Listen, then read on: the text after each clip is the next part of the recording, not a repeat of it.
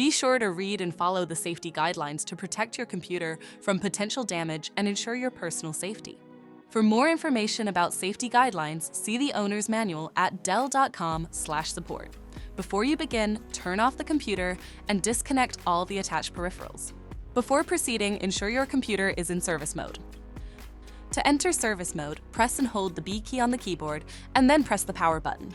Now, the computer will boot up and the owner tag information is displayed on the screen. Press any key to proceed. The computer will emit 3 short beeps and shut down, indicating it has entered the service mode. Loosen the captive screws holding the base cover in place. Using a plastic scribe, pry the base cover from the palm rest assembly, starting at the top edge and working your way around to release it from all sides. Now, lift the base cover from the palm rest assembly. If your computer is unable to enter service mode, disconnect the battery cable from the system board. To remove the fan, identify the fan and disconnect the cable. Remove the 2 screws and lift the fan out of the system. To reinstall the fan, place it back in the system. Install the 2 screws and reconnect the cable.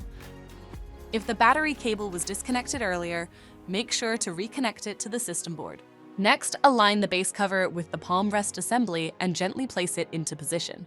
Tighten all required screws to secure the base cover in place. To exit service mode, connect the AC adapter and press the power button. Please note, the system will only power on and exit service mode if the adapter is connected. For more information about your Dell system, visit dell.com/support.